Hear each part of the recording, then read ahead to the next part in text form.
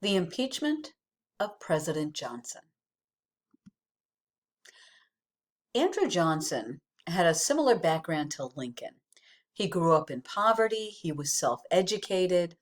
In Johnson's case, he had been um, apprenticed out to a tailor, and being apprenticed is like being an indentured servant, it's like being a slave. So even though he was a Southerner from Tennessee, this turned Johnson against slavery.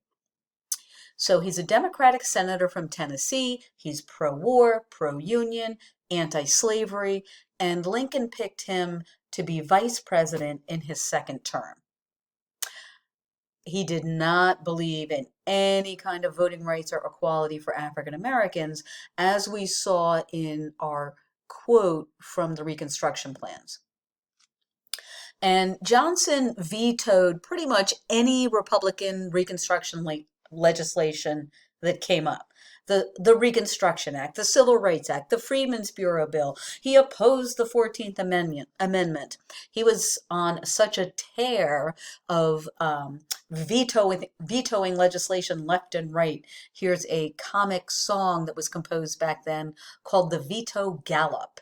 And you can see Johnson on a horse just trampling all over Congress and legislation. And a gallop is kind of a fast moving song that you dance to. So Congress, and especially the radical Republicans under Thaddeus Stevens, really antagonized Johnson. They were out to get him. They wanted to get rid of him. So they passed a law called the Tenure of Office Act in 1867. And this law said that the president can't fire any government official without the permission of Congress. So Johnson fired Secretary of War Stanton, saying the law is unconstitutional. So think about this. Can the president hire and fire his cabinet at will? What does the Constitution say? And it's pretty well known that Johnson and Lincoln's cabinet really loathed and detested each other, especially Secretary of War Edwin Stanton, who was a radical Republican.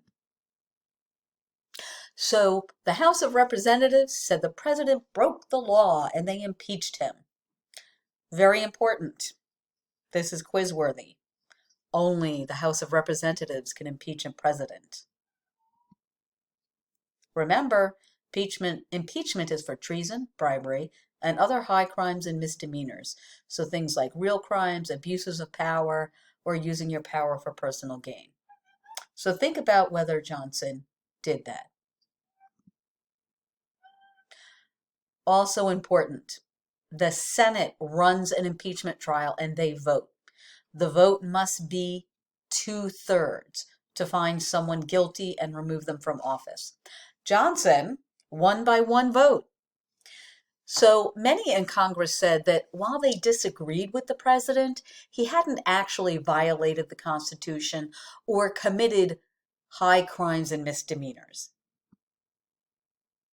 In fact, the Constitution says the president has the power to hire and fire office holders with the advice and consent of Congress. And advice and consent is kind of like they can suggest, they can agree, they vote on it, yes or no.